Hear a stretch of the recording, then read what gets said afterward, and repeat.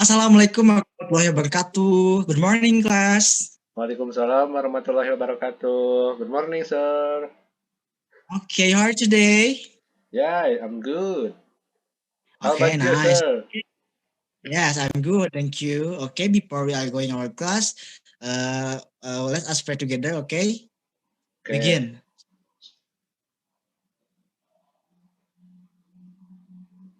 Finish. okay. Ya, alhamdulillah kita masih dikasih kesempatan untuk bisa kembali bertemu pada kesempatan kali ini. And now today we learn about the descriptive text.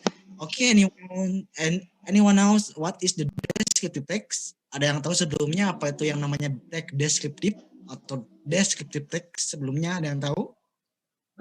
Belum, sir. Belum. Belum ya. Oke, mungkin move the next slide. Text descriptive.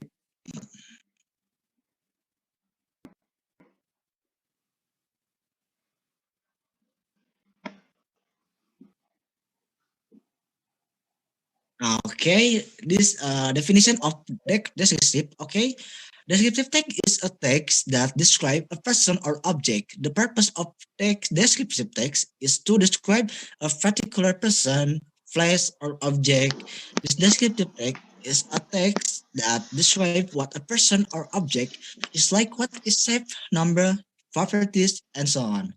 Jadi di sini maksudnya adalah teks deskriptif itu adalah teks yang mendeskripsikan sesuatu itu mau berbentuk orang, benda, hewan, dan objek lainnya. Jadi intinya deskripsi itu, teks deskripsi itu ya mendeskripsikan gitu. Simpelnya seperti itu ya, ingat. Jadi sekali lagi, yang namanya deskriptif teks itu adalah sebuah teks yang mendeskripsikan mau itu orang, benda, hewan, ataupun objek yang lainnya. Ya mungkin seperti itu. Move to the next slide.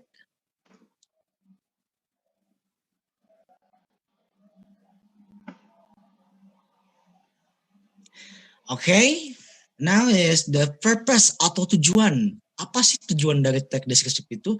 Di sini tertulis bahwa the purpose of descriptive text is clear, namely to describe or express a person or object, but abstract and concrete.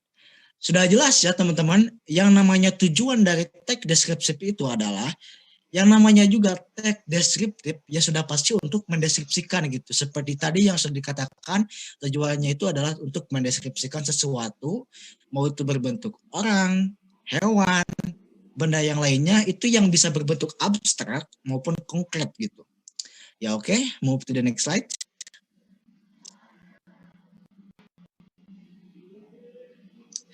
Okay, now is the generic structure of the descriptive text.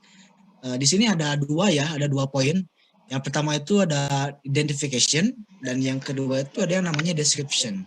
Okay, what is the identification? Okay, identification is concerned about the introduction of a person, place, animal, or object will be described. Okay, jadi yang namanya identification di sini itu adalah penjelasan awal atau pengenalannya. Pengenalan yang terdapat pada teks deskripsi tersebut. Contoh misalkan, di sini kan tertulis ada orang, ada tempat maupun hewan. Contohnya misalkan kita mempunyai teman, namanya misalkan saya mempunyai teman, namanya Saifulin Bahasa, dia orangnya baik, dia orangnya humble, tinggi dia sekitar 170 cm, nah seperti itu. Jadi intinya identifikasi itu pengenalannya ya, pengenalan dari isi yang ada di dalam teks deskripsi tersebut. Oke, selanjutnya ada yang namanya description. Apa sih yang namanya description itu? Di sini tertulis bahwa description is the content or description of something such as animal, things, place, a person by describing its feature, form, color, or anything related to what the writer describe. Nah, jadi maksudnya description ini adalah secara spesifiknya. Kalau misalkan tadi identification itu kan lebih ke pengenalannya, kalau misalkan description ini lebih ke spesifiknya gitu, secara detail. Misalkan contoh, si A berwarna kulit putih, si B berwarna kulit hitam, dan dia orangnya kayak gimana, nah itu secara spesifiknya gitu. tadi pengenalan, identification itu pengenalan. Kalau misalkan description itu adalah secara detailnya, secara rincinya gitu, spesifiknya. Oke, mungkin seperti itu. Move to the next slide.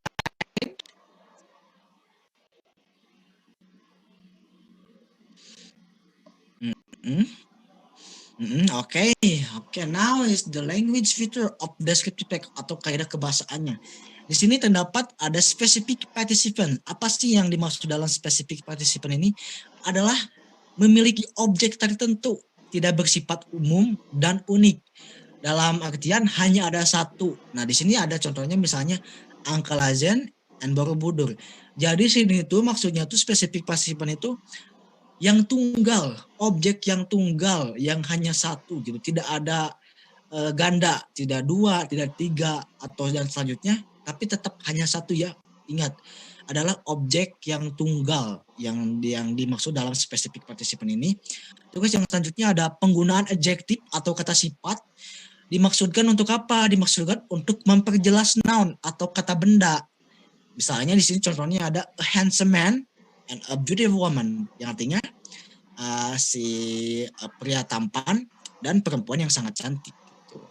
Jadi ingat ya, jadi penggunaan adjektif di sini itu untuk bertujuan untuk memperjelas noun atau kata benda ya. Oke, selanjutnya di sini ada yang namanya action verb. Action verb di sini adalah terdapat kata kerja yang menunjukkan sebuah kegiatan atau aktivitas yang dilihat. Aktivitasnya yang dapat dilihat. Misalnya run, walk, cut, dan exercise, dan yang lainnya. Di sini ada contohnya ada berlari, berjalan, dan yang lainnya. Ya mungkin seperti itu. Move to the next slide.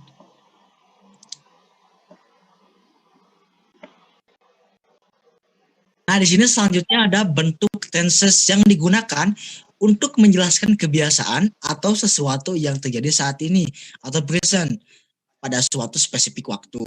Sehingga menggunakan kata kerja pertama atau biasa kita sebut dengan verb 1 dalam susunan kalimatnya. Nah, di sini selanjutnya ada one of kind of descriptive text atau salah satu jenis dari descriptive text. Nah, di bawah di sini ada tourism object is description about tourism object. Nah, jadi dimaksud di sini adalah ketika kita misalkan ingin mendeskripsikan tentang turis, ya maka deskripsinya harus mengenai tentang turis gitu. Jangan sampai ketika misalkan mau bahas turis, kita malah bahas bank atau misalkan apa. Jangan sampai seperti itu. Jadi tetap ketika misalkan kita mau mendeskripsikan turis, ya maka deskripsinya juga harus tentang turis. Dan ini selanjutnya ada historical place is description about historical place. Sama seperti di atas, ketika kita misalkan mau mendeskripsikan sejarah tempat atau tempat, ya maka deskripsinya itu harus berisi mengenai tempat tersebut atau sejarah tempat tersebut ya. Oke.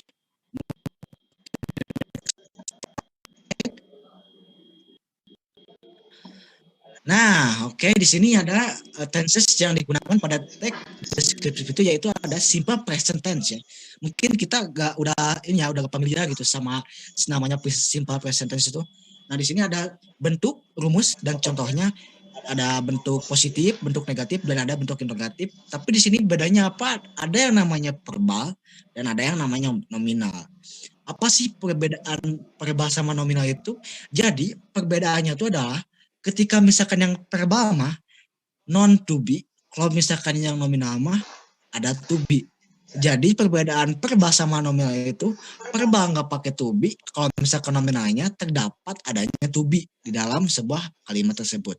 Nah, di sini ada bentuk positifnya yang verbalnya misalkan rumusnya itu ada subjek ditambah verb 1 ditambah objek, dan contohnya adalah the study louder every Monday. Dan selanjutnya yang bentuk nominalnya ada subjek plus to be-nya itu is are atau biasa kita kenal dengan Aramis ya, ditambah objek. Dan contohnya di sini ada Mr. Joko Widodo is the President of Indonesia. Selanjutnya di sini ada bentuk bentuk negatif dari verbalnya. Di sini ada subjek plus do not atau does not ditambah verb 1 ditambah objek. Contohnya dapat kita lihat ada they do not study literature every Monday. Dan yang nominalnya ada subjek ditambah to be not ditambah objek, dan contohnya Mr. Joko Widodo is not the President of Indonesia.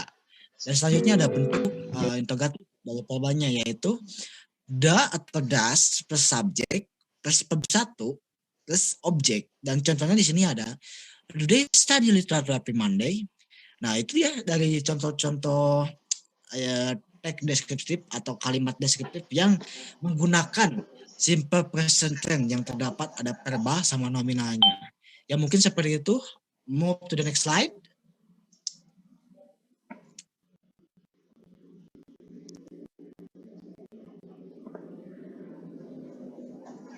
Nah, oke, di sini teman-teman bakal dapat melihat contoh dari teks deskriptif. Di sini terdapat ada yang namanya identification, ada yang namanya description gitu. Nah, di sini teks deskripsinya tuh tentang menjelaskan Sidney Jacob Radcliffe. Nah, di sini dijelaskan untuk di bagian identifikasinya dapat kita lihat, coba lihat di bagian identifikasinya. Seperti yang tadi kan dijelaskan, yang namanya identification itu adalah pengenalan, lebih pengenalan, dan ini betul ya, pengenalan saja gitu. Jadi ini menjelaskan bahwa Sidney Jacob ini lahir di Fulham, di London pada tanggal 23 Juli 1989 dan panggilannya dia adalah Dan dia tuh adalah satu-satunya anak dari Alan Radcliffe dan Maria Grace Ramda. Itu sebuah pengenalan ya. Jadi tepat sekali ya, termasuk ke dalam yang namanya identification. Dan selanjutnya ada yang namanya description. Seperti yang saya tadi jelaskan, yang namanya description itu adalah secara detail, secara rinci gitu, spesifiknya seperti apa sih. Dan di sini dijelaskan bahwa Sidan itu adalah berkulit putih, beralis coklat, dan bermata biru, dan dia tuh berhidung mancung, dan tingginya tuh sekitaran 190 cm-nya, dan selanjutnya. Intinya description di sini tuh menjelaskan secara spesifik bagaimana sih Sidney ini atau Sidney Jacob ini seperti apa. Nah, dijelaskan di dalam bagian description-nya gitu. Jadi di sini lengkap ya. Ada yang namanya identification, ada yang namanya description. Sudah lengkap di sini tertera dua-duanya. Oke, mungkin to the next slide.